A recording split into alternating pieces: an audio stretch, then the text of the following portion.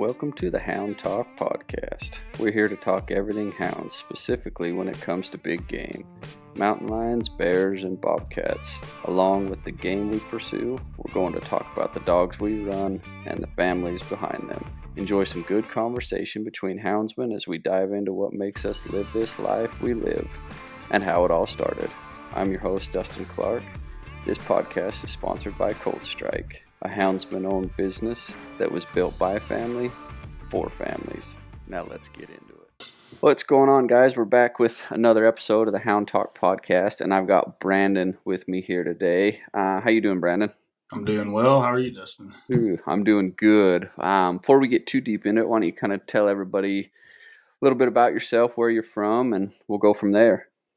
My name's Brandon. I live in Williams, Arizona. I've kind of recently relocated. I'm actually originally from northwestern Ontario, Canada, but have bounced around the West a little bit, trying to find a place where I finally call home, and been just kind of running around the country hunting dogs and loving every minute of it. It's been a kind of a wild ride, and how I ended up here, it's kind of a crazy long story, but it's really great. We got a beautiful spot here tucked up against the forest, and kind of just a haven for running hounds out here. I mean, we can literally ride mules right out the back door, right onto, I guess it's about 50,000 acres of forest, and without even running into another, main highway or anything like that. And so, yeah, it's really great out here. That's awesome. Yeah, you can't complain when you have that right out the back door. That's right. Sure makes things nice for sure. Yeah, when you don't got to load the dogs up just to go get them exercise, it's quite the convenient deal. We're very blessed to be where we're at.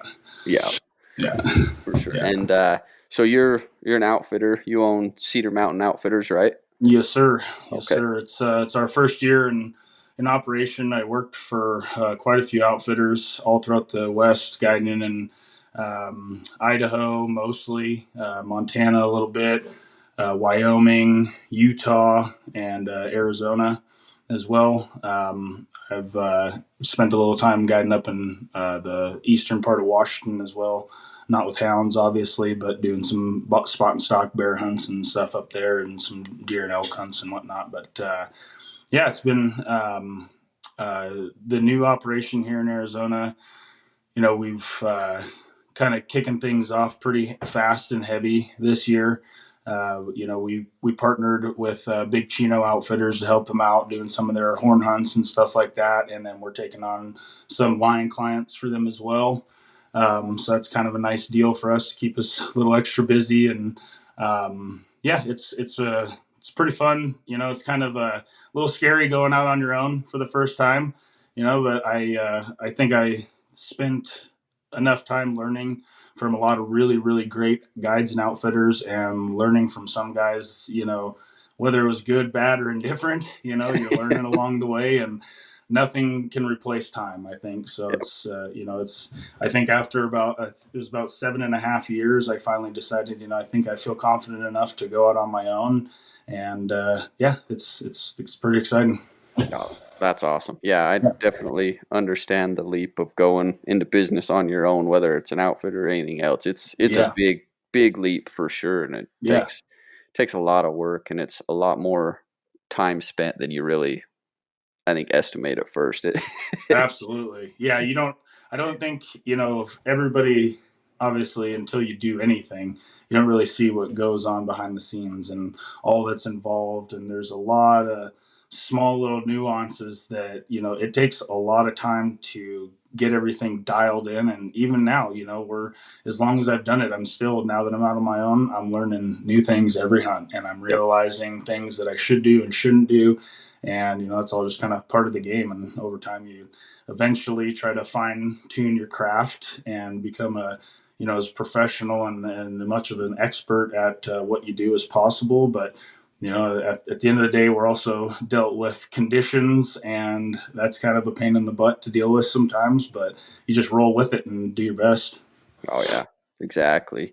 Yeah. So did you grow up with hounds, or did you get into it a little bit later in life? No. So I grew up my uncle was an outfitter doing one of his biggest things was baited bear hunts. So I Okay. got real big into baited bear hunts at a young age and got to go help them out and, learning just the behavior of bears and everything like that. And then it was actually not until I got out of the Army and I moved to Colorado, and I was just kind of trying to figure out exactly what I wanted to do. I had a professional fighting career at the time, and I was going to college, and I was in a forestry course. And one of the guys in the course, we get to talking, and they said something about that they hunted mountain lions with hounds. And I was like, you do what? I didn't know anything about that, and I always wondered how people really hunted mountain lions, because I didn't grow up around that. I didn't have, I'm sure that there was lions around us, but not as much. We had more lynx and stuff where we were at. But, getting introduced to it that way. I mean, I've always loved dogs. I've always been a dog man my entire life. I've always just been extremely interested in every bit of whatever type of dynamic of working dogs, whether it was, defense dogs or hunting dogs or retrievers or anything like that. And so I was out there, I kind of got interested in the hounds, but I didn't know how to get into it. It's a tough racket to get into if you don't know anybody, if you're not connected to someone and you're a complete outsider. It's a tough racket to get into, especially in the right way. You could end up spending a lot of time and money or whatever. I don't really think about the money of it because it just goes it comes and goes as it is. But you spend a lot of time, and so I got really into waterfowl when I was there, and got into training labs. And I hooked up with a guy out in Montana, and he kind of put some confidence in me and let me train some dogs for him. And it turned out really well. We sold quite a few. And that kind of put me into the working dog world. And then I was really wanting to get into guiding full time. And it was about 2017. And I was I had a little waterfowl outfit I was kind of managing there in Colorado, and that was fun, but I was really wanting to get into the big game more. I was elk hunting like crazy. And that's when I actually emailed Dale Denny, and, we got to talking, and he said, yeah, why don't you come out and, guide for us for a season? We'll see how it goes. Mm-hmm. And I ended up going up to the northern Idaho location, and his son Brian was there running it, and I rolled into camp, and he's got about 18 hounds in a kennel, and I'm like, what is this? Yep. It was just, I was immediately captivated, and and it just kind of took off from there. And it didn't take me too long. I ran his dogs for a season, and I picked up a dog of my own and kind of started running my dog with their dogs, and picked up another dog, and how it goes. Once you get one, it just keeps on rolling in. Oh yeah. It can't stop. It's like, I think it's the, worse than any other addiction, but at least it keeps you healthy, and it was a quick, I kind of punched my way into it. I felt like I was hitting a wall, trying to get into it, because there's not, like you said, if you don't know anybody, it's a tough racket to get into, and not many people just want to give their dogs to nobody that they know. Yep. And fortunately, I reached out to some folks and kind of got connected here and there, and started picking up some dogs, and that's when I started having some success. And actually, some of the stuff that I run is out of Seth Simpson's stuff out there in Southwest, out of his coyote dogs. I've got Tweaker and Tap dog. I've had a couple of them, but Kaiser's my main terrier, and started running them on bear, and just got really, really into kind of a different variant of hound and different variant of dog, and just kind of opened my eyes. And I'm not trying to reinvent the wheel by any means by trying to throw some other stuff into the game, but it's just kind of interesting being a new player in the game, I guess, and somebody who comes into it without being introduced to it at a young age from either a parent or a family friend or something. And you kind of see it from a little bit of a different light, I think. Yeah. Well, I agree completely. I mean, I was kind of the same. I didn't get into it till I was like 19, back then. And I just got lucky enough that it was some guys I was working with at a metal fabrication shop that, were talking about it. I asked them if I could go along.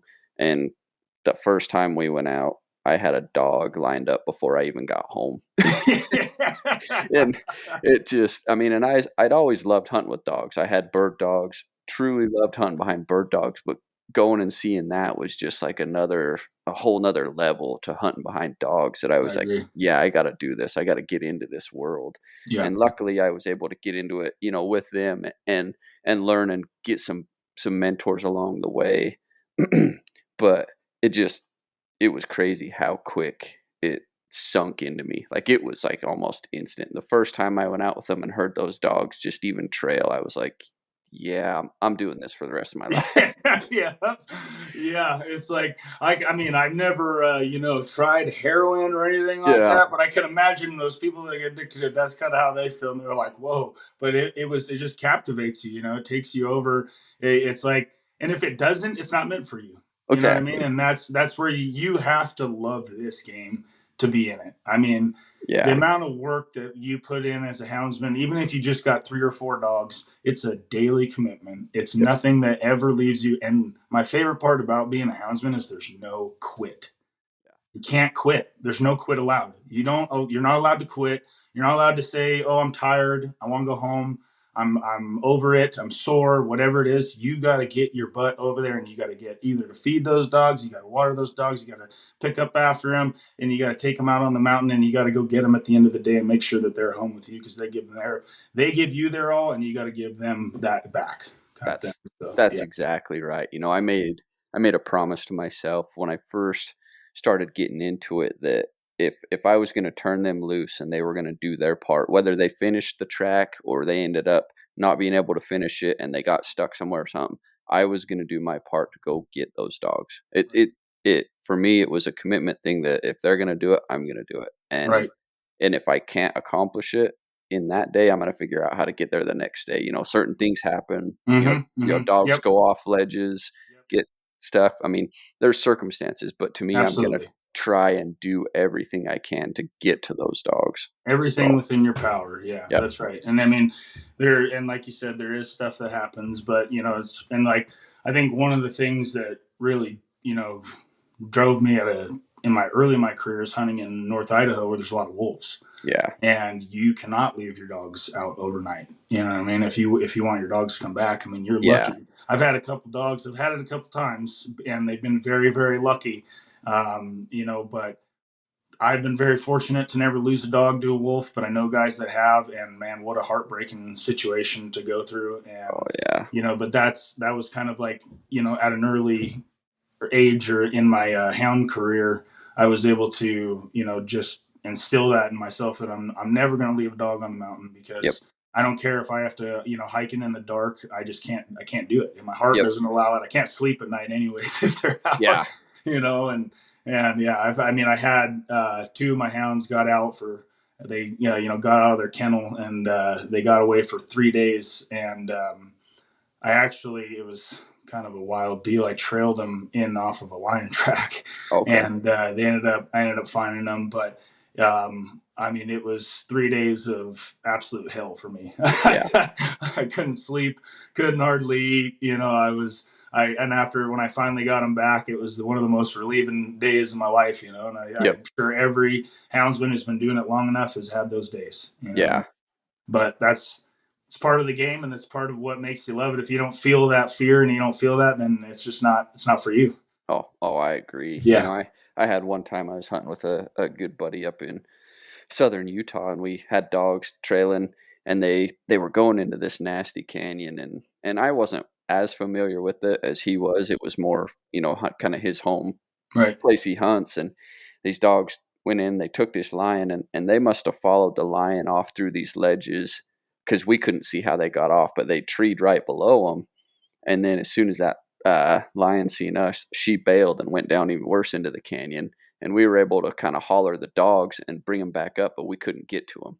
Not, it was 30, 40-foot drops, Right. and we couldn't get to them. And it was getting late enough that the only thing we could do, because we didn't have anything to lower ourselves down. Right. Right. So we had to go out, come back first thing the next morning, and he lowered me down. Mm-hmm. Yeah.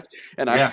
you know, we're doing this whole thing of bringing dogs up and back down and stuff. And luckily enough, like we didn't get hurt and all the dogs were fine. We didn't lose any after that. But I mean, we watched one dog right as we got to that to where we could see the tree. I mean, she bailed off a 30-foot ledge like it was nothing Oh trying to get yeah, to that lion, and it's I'm just like, amazing.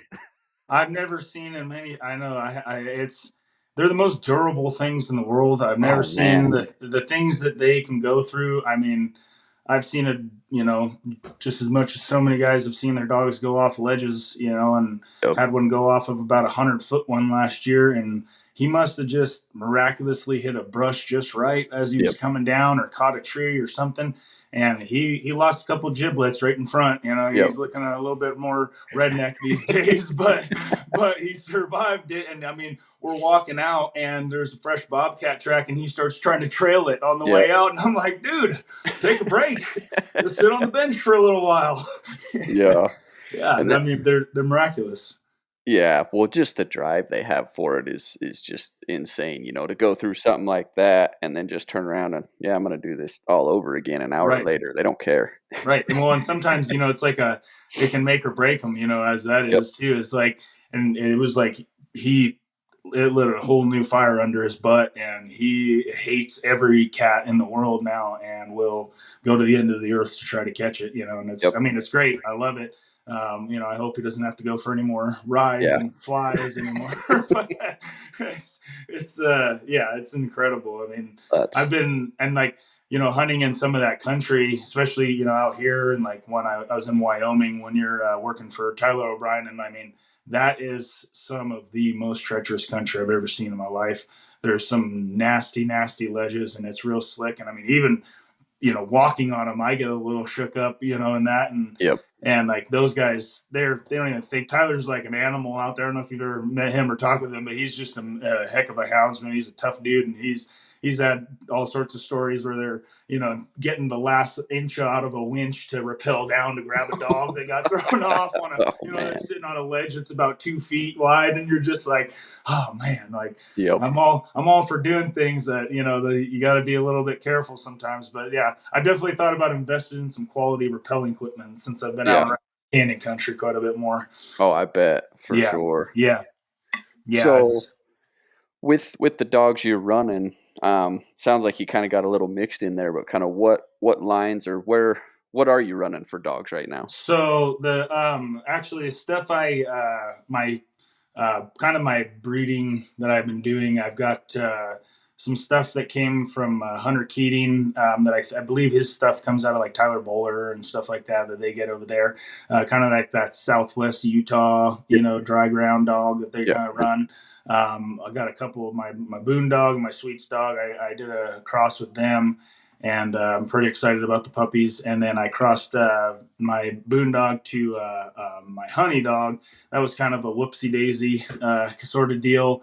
But the puppies have actually, so far, they're turning out great. They're 9 months and they're treeing and trailing and stuff oh good, already, and not super hard, just about as much as you can expect a 9-month pup to do. But it's my first crosses that I've done personally, and so it's kind of exciting. I kept pretty much. I think I gave away 4 of the puppies out of the 2 litters, and hmm kept the rest, and just kind of seeing where things go. And then I think it's kind of your responsibility as a houndsman, especially if you're going to breed and put dogs out in the world, to really make sure that, especially in the first cross, to make sure they're quality. And I yeah, don't want to. I'm not a dog trader. I'm not in it to make money off of puppies or anything like that. I just want to produce quality dogs that I can hunt well.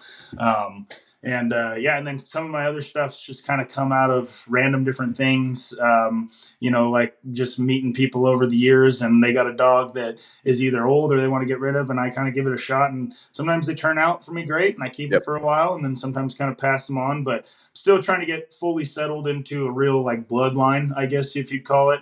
hmm The dog I told you that got thrown off the canyon there, Bullet. He's a plot black and tan cross. He was a total whoopsie daisy litter that somebody had in Idaho.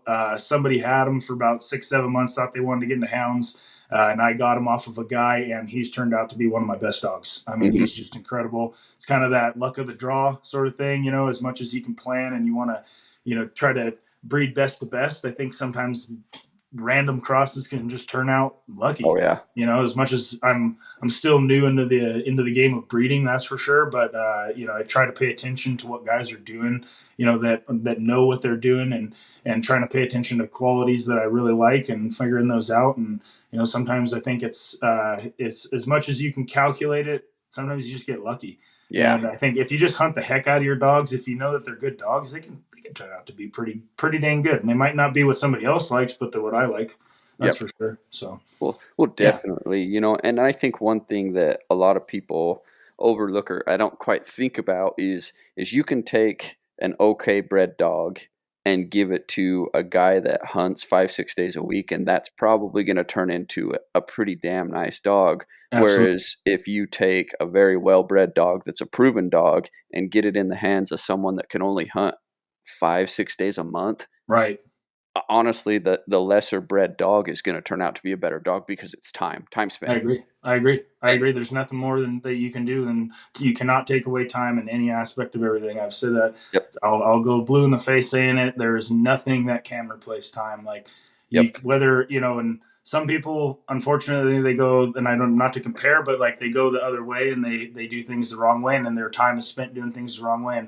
And we're all trying to learn things the best as we can and do. And it's kind of a different, game because it's kind of an art form, right? yeah, Like breeding your dogs and training your dogs and all these things. Everybody has their own little tiny things that they all do a little bit different, and that's perfectly okay. And that's why we all have our own dogs, right? And like oh, if you could definitely, find somebody that you can hunt with, that's what I think. I think that's also what kind of pushes the hound community away from each other, is that we're all so particular in the way that we train our dogs, and we get strongly opinionated of other people's dogs, not on purpose, but just because we're pretty harsh on our own dogs. If you're a yep, good houndsman, if you're constantly questioning your dogs, you're questioning yourself, making sure that you're doing the right things.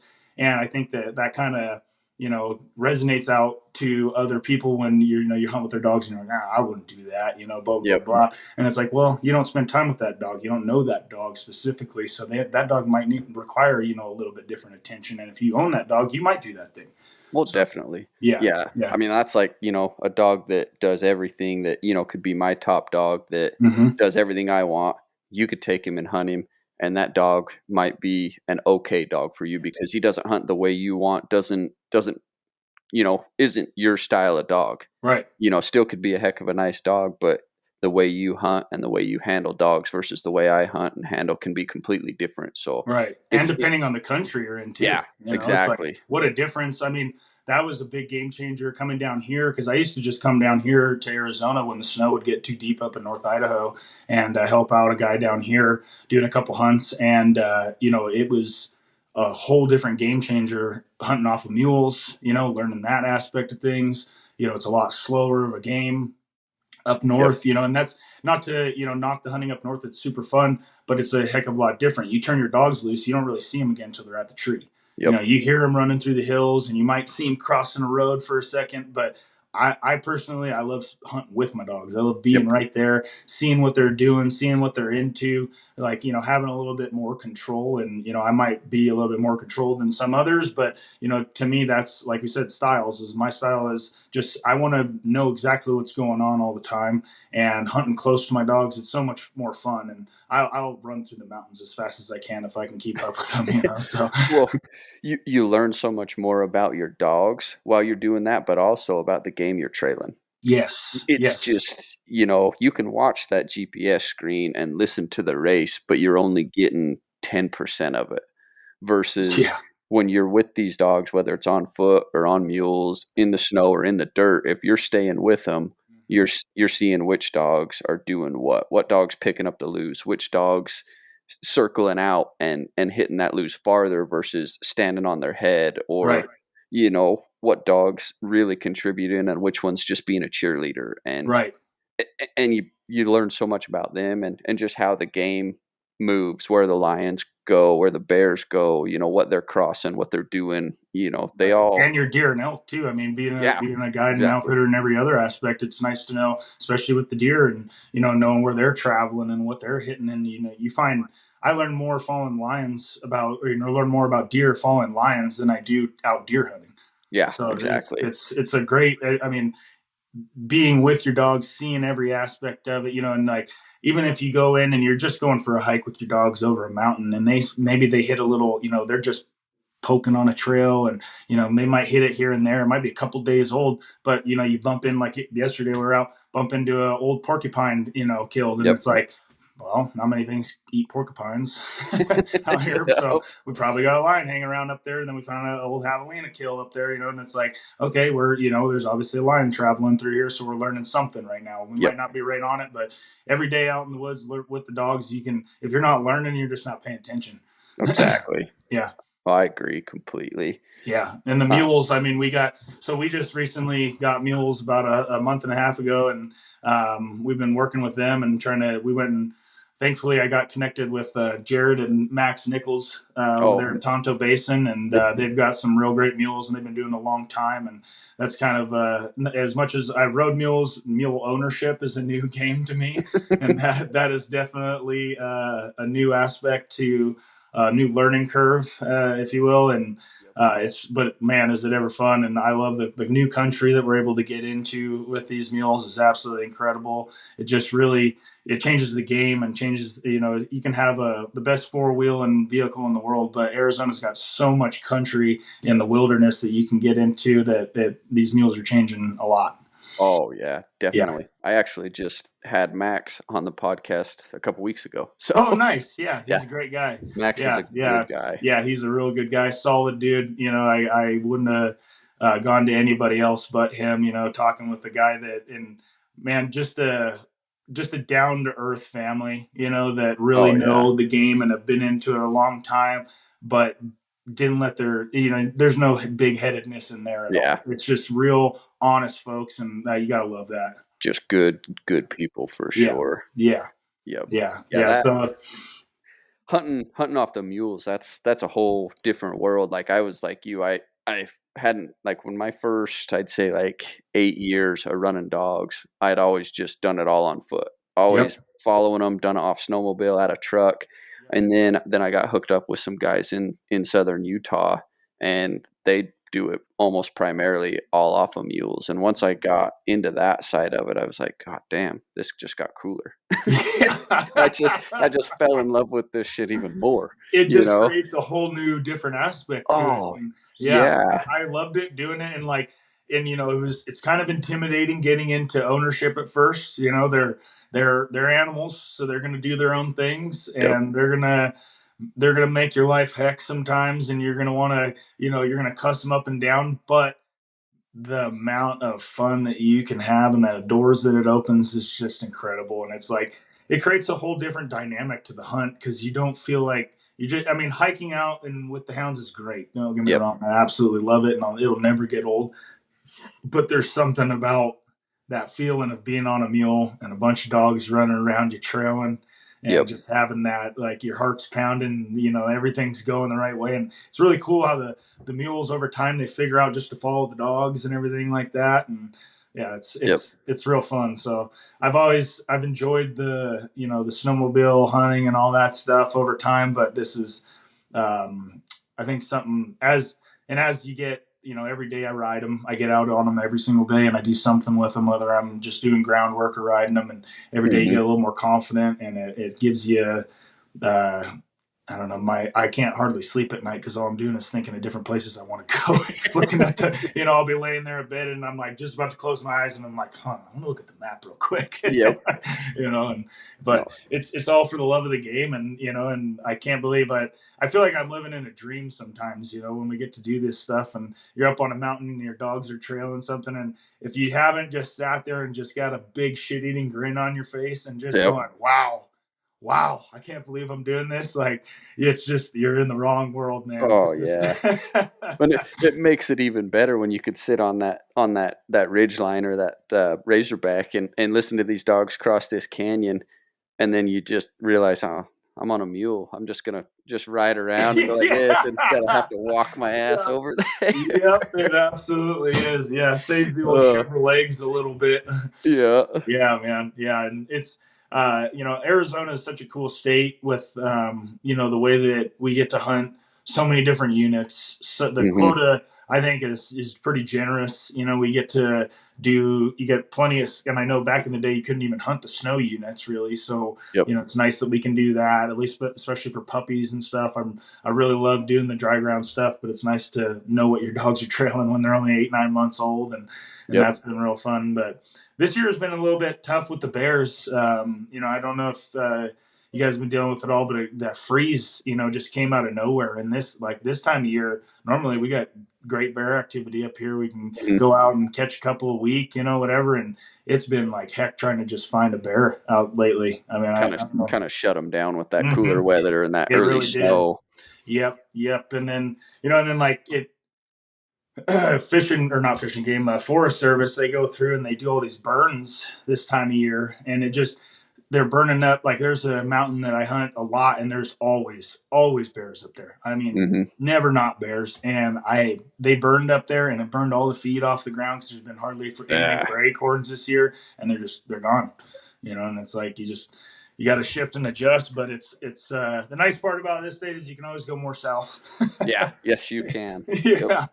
Yeah. You know, yeah, and that's one thing I'm definitely interested to learn is kind of going towards more south towards that border while I'm down here and getting into that, you know, that cactus country and stuff down there, and just because it's completely different than where I've hunted my whole life. So once I'm able to do that, I'm really excited to kind of learn a whole new aspect of it, per se, whole different terrain. The lions down there, I hear, definitely travel more, and the scent conditions are so different that I'm really excited to learn that once I get down there. Yeah, that's just it's kind of the great part about Arizona is if you get bored of some terrain, just drive an hour and you're into some or less sometimes. I mean, you're in a completely different country, and it's kind of a different aspect than, you know, most of the states. Pretty much the terrain is pretty similar everywhere you go. And here we've got everything from high timber to, you know, nothing but sagebrush and cactus and you know, swallows and everything you can imagine in between. And it's really, I didn't expect as much opportunity when I moved here, and when I started hunting here. You know, my first time down here, I thought in my head, Arizona cactus, nothing but cactus everywhere. You know, and you come down and you're like, well, I'll be damned. Okay. There's actually trees and grass and things. That first time I drove coming down, and I hit Flag and then drove through Flag headed towards like Payson and that through Happy Jack. Yeah. That's some of the prettiest country I have ever been through. Couldn't believe it. Yeah, me too. Yeah. I went camping down there when I first moved out here, and I was just like, I don't see a cactus for 100 miles. Like, you see nothing but timber forever. It's amazing. Yeah. This country, though, one of the things that I've learned about, you know, more than being up north is you got to really pay attention that you're breeding for good feet out here, because this country will tear a dog's feet up if they are slightly soft whatsoever. I mean, it is, I've have my dogs living on cinders, so it, you know, it's that way. They're small cinders, but at least so it toughens their feet up a bit. But you know, we try to run them as even just getting them on the road and getting miles on their feet as much as we can during the week, because it seems like as soon as you let them soften up, they're going to be sore for about 3-4 days. And if you got to run them through that limestone country, good luck. Yeah, you know. I get that for sure. That's in southern Utah, we dealt with a lot of that lava rock, and that stuff will tear dogs up bad. Cheese grater on their feet. Man. Oh yeah, it's just tough. For sure. And that's I think that's, I mean, and I don't know if I'm just talking out of my ass, but I don't see as many guys talking about, you know, feet strength and stuff like that. Everybody's more worried about nose and bloodlines these days and stuff like that, it seems. And that's the hard part is it's dog's only as good as his feet. If his feet can't carry him, he can have the best nose in the world. But if you can only hunt that dog one day a week because he's got shit for feet, unless you're a guy that can only hunt one day a week, then that dog works great for you. But if you don't have a dog that can go 2, 3, 4 days in a row, especially being, you know, an outfitter or someone that does it for a living, it's like it's a good dog, but he's not going to be worth it for you to keep around if you can only hunt him one day a week. That's right. That's right. Yeah, and you know, like I always say, there's a dog that every dog might be for somebody, just might not be for you. Exactly. Kind of thing. And that's where I try to do my best to keep dogs with really good feet and really work them hard. And even then we get into some tough country, and they're going to need 3 or 4 days off. It's Yep. just, and that's why I keep quite a bit of dogs. I got 19 in my kennel right now. That way I can keep things revolving, and I got puppies getting trained up and everything like that. But it's a project. It keeps you stupid busy, but what are you going to do? This is the life we chose, and yep. I think it's takes a certain type of person to be a houndsman, and you kind of got to be. And of course, I don't want to ever bash anybody in the community, but I think we've got some of the best people in the world and some of the worst people in the world. I agree. It's kind of a beautiful thing that we've got all different walks of life in it too, and you get to, man, I meet some of the coolest people in the world hound hunting. And even if they're not houndsmen, they're people who are connected to the hound world at some point, or whatever. And it's a really interesting world to be in. It really is. I mean, there's not a year that goes by that I don't meet 10 different cool people that know 10 other different, and I swear every single person I've met in the hound world knows somebody that knows somebody that knows that, like we're all connected somewhere. The world is very, very small. And that's kind of the part that's a little bit sad, that we're divided. And thankfully stuff like this, like the podcasts and stuff, are starting to bring people together. The push, the thing in Colorado really brought a lot of guys together. I think we all realize that we got to be a team. It's like, as much as we're all different and we hunt our dogs different, at the end of the day, we got to support each other no matter what the heck we're doing, whether you're running deer or coon or coyotes or bear or lions. It doesn't matter or even bird dog guys. We all got to stick together in this world, because we're the low hanging fruit that's most vulnerable to always be picked at. And if we can keep doing this, what we're doing now, and I think we're on a good track.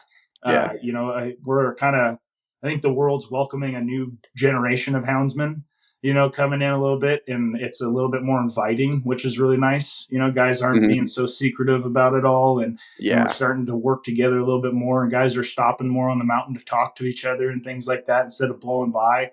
And we just got to have that camaraderie and that respect too, and I've talked to a lot of guys that, they run into situations where they're running a lion, and, somebody comes up and they see the track and they've seen their dogs and they race ahead and they turn loose and stuff. And then you got problems at the tree and stuff. And it's like, we just can't do stuff like that, man. It's too easy to just be respectful. And and I'm the type of guy that, especially if I'm running a lion and somebody rolls up and, if they got a young dog in their crew, and they want to get it out there, by all means, if that dog's a nice dog and he's not going to fight anybody at the tree, turn him loose, man. Let him go. Let's have some fun. It's all about just training a dog. It ain't going to hurt nothing to have an extra dog at the tree or an extra person there. You know what I mean? Yeah. We gotta be a little bit more open to just kind of sharing game and being more. And that one thing I've come to learn in Arizona is people don't talk that much, but when on the mountain, they seem to be pretty respectful. Yeah. Yep. I think so. And yeah, I agree. Everybody, y'all get along, whether you run deer back east, whether you got a squirrel dog or whatever. When it comes to dog hunters as a whole, you do got to stick together, because once they pick one apart, then they're going to pick the next one, and then they're going to come for the next one. And so you just, you got to support it. And even with, other hunters, you just people that just hunt deer and elk, it's all the same. Yeah. That's definitely something that you see a little bit more of, some of the deer and elk hunters that kind of fight back on the hounds hunting. And I wish that, more deer and elk hunters, and as houndsmen, we need to be kind of inviting guys like that to come out with us, and just so they can see it and go, you know what? And sometimes puppies might chase elk here and there, but the elk ain't going to leave the country. They're going to turn around, they're going to run a circle, and they're going to be probably standing back where they started them. Exactly. It's just the way it is. And if people could see that more, they'd understand. And, you see all these guys that, posting on the local pages and stuff. I saw some houndsmen in the woods. And it's like, yeah, man, but that's all respect, we're all in the same place at the same time. And I think houndsmen, most of us try to do our best to stay out of the horn hunter's way. We really do. Nobody wants to screw up anybody else's hunt, because we like horn hunting too, lots of us. And so it's like, we just got to figure out a way that we can all get on the same page and on the same fight. Because once we lose, it doesn't come back. It's like, look at Washington, look at California. It's like, it's one of those things that the those guys have been fighting tooth and nail, and they're still trying their best. I know guys that aren't giving up. They're still living up there in Eastern Washington, hoping that the day that they're going to be able to turn their hounds loose again and, have to quit putting in for Idaho tags every year. Exactly. And, it'd be great. And I hope it does happen. I hope we get a little bit of a turn of the tide, but, we'll see. Yeah, for sure. Oh, I agree completely. I mean, it's, yeah, I mean, most houndsmen like to hunt deer and elk just as much as anybody else. I mean, we definitely would rather run the dogs first. That's for dang sure. But it just all for sure just, you gotta find that happy balance, and get along with everybody on the mountain for sure. Right. Let's change up just a sec. So when Yeah. it comes to the hounds, would you rather run lions or bears? Everybody's got a favorite. Yeah. So I'm actually a little bit different. I prefer bobcats. Oh, there you go. I'm a bobcat. I love running lions. Don't get me wrong, but as far as if it's just me and my dogs, bobcats all day. Okay. I love the challenge of a bobcat. I love they're the sneakiest little buggers, and I think if you can catch a bobcat, you should be able to catch any lion. Oh yeah. And these dogs are. I love the speed of it's kind of like a simulated a bear race sort of deal, a little bit faster, but I love the challenge of it. Between bears and lions, I definitely say lions are definitely, especially in Arizona, more of a favorite. I always love, and I guess some people might call it cheating, whatever, but having the bear baits in Idaho to run off of was real nice, especially for young dogs. You can still rig bears out there, but having a good bait to go and to chase bears off with your dogs is a heck of a good time. I mean, you can't complain about that when you pretty much know you're going to roll in and have a race going. It's a pretty great aspect. But yeah, definitely lions. The cat hunting is so fun here in Arizona. We have such a long season. I mean, gosh, we have and so many cats around, so many great bobcats, so many great lion hunting. There's so many different country you can hunt them in. So yeah, that's definitely my favorite. No, I get that for sure. Yeah. That's how I am. I prefer the cats over bears, but my kids prefer bears over the cats.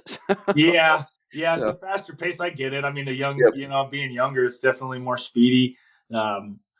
It has that flair to it, and like everybody can it's a little bit more family friendly, I'd say, because you pack everybody into the rig and haul butt around and have a lot of fun. But it's definitely the bear hunting here in Arizona is a lot different than up north, where you got to hike a lot more here. You got to get in the canyons and you got to push and you got to find where those bears are living, because they're not nearly crossing the roads as much. And I don't want to say that they don't stink as bad or something, but the scent just definitely doesn't travel as well down here as it does up north. Yeah, so it's a different aspect, which makes it a lot more fun because I love getting out and hiking around with the dogs. Oh yeah, definitely. No, I get that. It's crazy how different it can be from state to state, whether with terrain and elevation and humidity and hunting bears in that like cliff country. Whew, that's wild. I never knew the abilities of how well a bear could climb until I saw it scale up the side of a cliff. Bye. See you later. Yep. Yeah, they're so much more athletic than people give them credit for. Yeah, it's insane. Yeah, they're incredible. Yeah, and the bears out here, the different feed that they have available to you can really put you in some really tough country. Yeah. Right. And they are traveling sons of guns when they get in those canyons too. And yep. I believe it. Yeah, I'm used to hunting them, in southern Utah, and we get, you get the different bears, up high on that good timber country, and you'll get some that'll take you right down into that desert country and just go through the ledges and through the rocks, and you're just like, this is nowhere a bear should be. What the hell are we doing down here? But sometimes that's where you find some of them big boars is in that. That's some of the coolest videos I've ever seen, is those big boars moving through those rocks with the hounds behind them and stuff. It's just incredible. Yeah, it's a fun time, but it definitely can get a little interesting for sure. Yeah, definitely. So with that, I usually like to ask, and you can do either or, but over the years, do you have like a moment that, like when you got into the dogs or first hunt or something like that, that you realized, this is what I want to do. I want to have dogs in my life for the rest of it? Yeah. Yeah, it was actually back in 2020, 2019, something like that, 2020, I think. We were during that summer, there was a fellow that came up to me who lived out up the Coeur d'Alene River Road, who showed me a picture of a big lion that was on his doorbell camera right on their camp. And this lion was laying on their porch about 3 o'clock in the afternoon. And man, I got this thing. He told me you're a houndsman. And I said, well, it's real tough trailing lions here in the summertime. I said, but we'll go up there during the winter because they have kids and dogs, and they were all scared to go out and whatnot. And so I check around his cabin, during the winter here and there. And we had a week where we had chased the cat. I'd actually seen it in the road and we had chased it up and had fought the dogs for about 4 or 5 hours before it got dark, and we had to pull him off and didn't catch him. And so I was just like, well, I'm gonna go poke around that area. Maybe that cat will come through. Well, I roll in, and it was my first year with my full complete pack, like my own dogs that I had trained from the ground up and everything like that. So it was just like, it was kind of a nerve-wracking year, trying to get in that first year of your own. You're doing everything yourself. I had all my own gear. I was like completely geared up, ready to rock, and that was the first year that I had. It was all me, it was nobody else. And so I roll in to behind the cabin, and I see the potholes going through. We had a good fresh snow. And I roll up, and I just start shaking because I knew right away. I was like, this is it. I know it. This is it. And this is the test, and everything's running through my head, like all the things that I've been taught from all my mentors and all the people I'd hunted with and stuff. And I'm like, hey, you got to get the dogs out, snap them up, and I'm going through the step by step by step, and take my best dog, and I stick his nose in it and let him get a good sniff, and he's wailing on it, ready to go, and grab my other younger dog and bring him up and do the same thing. And then I cut them loose, and they go down, and they get about 300, 400 yards, and I can hear splashing because it was right along the river, and the river was flowing pretty dang heavy that time of year. And I hear the splashing, and I'm like, oh man, oh no, they're going to go into the water. Oh shoot. So I cut back around, and I go across the bridge, across the river, and I haul butt up to where they were at across, and I can see him, and they're swimming. I see the lion tracks where he had just come out of the water right there. So they had jumped him somewhere in that creek bed, and he swam across. And I'm hollering at the dogs, come on, come on.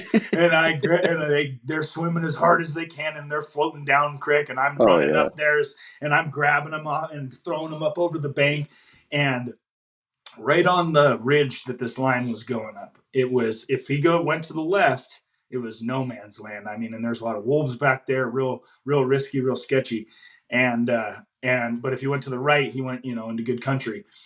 And the dogs go up, and I actually went to go catch one of my dogs because that was going through my head, because I'm like, I don't know if he goes there. I don't want to risk it. And the dog slipped loose, and he was loose, and he was going, and I was like, well, I got to let them all go. So I let them go. They get up the ridge, they get all the way to the top, and I'm like, please go right. And they hit that hitch, and they go right, and I'm like, oh, thank God. They go down, they go up, and right about the top of the next ridge, pop up treed. And I was sitting there, and Brian, he had the hunter with him at the time, and I'm just screaming on the radio, I got one treed, you guys gotta get over here, you gotta get. And it's broken because we're in the canyons and stuff, and it's hard. He's what? And I say, get over here, just get over here. And he finally, hears it. So they come, took him about 45 minutes, and it was the longest 45 minutes of my dang life, because I didn't want to walk in without him and jumping into bad country, whatever. And so I'm waiting, and we go walking up, and I look up, and I am just flabbergasted. It's the biggest headed lion I've ever seen in my entire life. And we walk up, and the dogs are, they're treeing good, they're losing their mind. And my heart's just pumping. And the hunter, he actually had a traditional bow. And so I was kind of nervous about that. And so I get the dogs, snapped up, and he shoots, boom, perfect shot, gets another one, perfect shot, drops the line, hits the ground. And I'm just, my heart's just pumping, and I'm excited, and I'm happy. And I go up, and I grab the lion's head, and I'm just like, holy crap, I couldn't believe how big this thing was. And it was like everything at that moment, it was like this overwhelming. I almost got a little bit emotional about it, because it was like this feeling like I did it. It's Yeah. like you finally did it.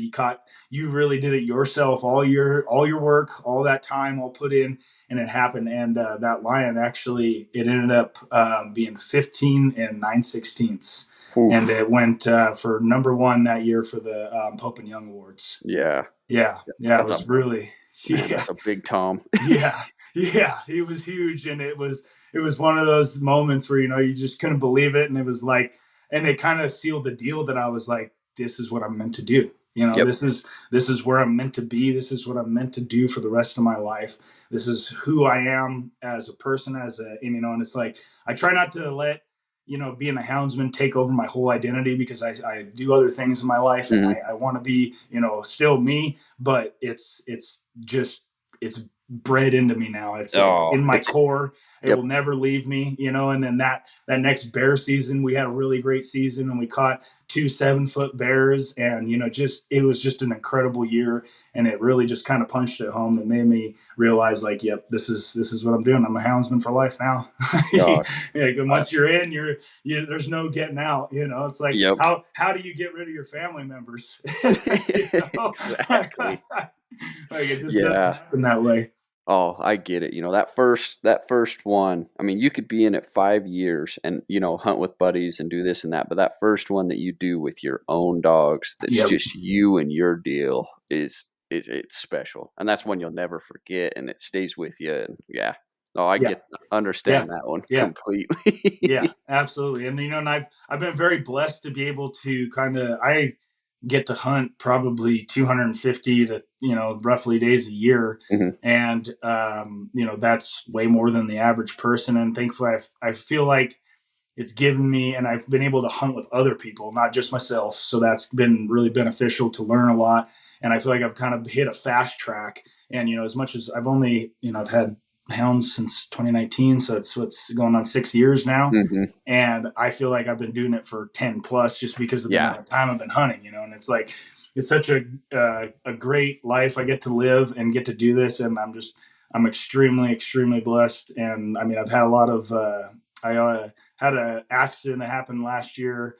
I got hit by a car, and I nearly lost my life, and I had to have my hounds at a buddy's place, my buddy Travis Hunter up in North Idaho, like, just a saint, man. He kept my dogs for like 6 months while I was recovering, and could never be more grateful to the guy. But that goes to show the hound community right there. Somebody stepping up when I was in really a big time of need.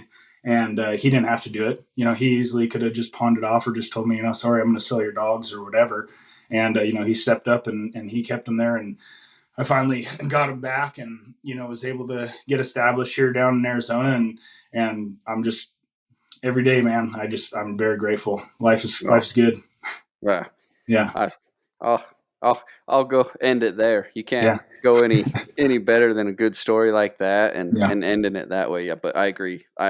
One piece of advice I got when I first started my business, Cold Strike, and everything, was that houndsmen as a whole are a great community, and they will support other houndsmen like you can't believe. It's just unreal the support you get from them. So and we've all been in binds, and and that's why, like, anytime anybody needs it, even if I don't know you, reach out. I got the space. I'd love to pay it back somewhere. Definitely. Well, awesome, Brandon. Thanks for hopping on with me, dude. I enjoyed it. I had a great talk. Thank you, Dustin. I appreciate it. I'd love to do it any other time. And I look forward to hopefully getting together sometime in the future and go run some dogs. Yeah, definitely. Thanks for joining us on another episode of the Hound Talk podcast with the Cold Strike crew. If you like what we're doing, subscribe, give us a review. It means a lot to us. Thank you for your support. Now go load them dogs and take the kid hunting.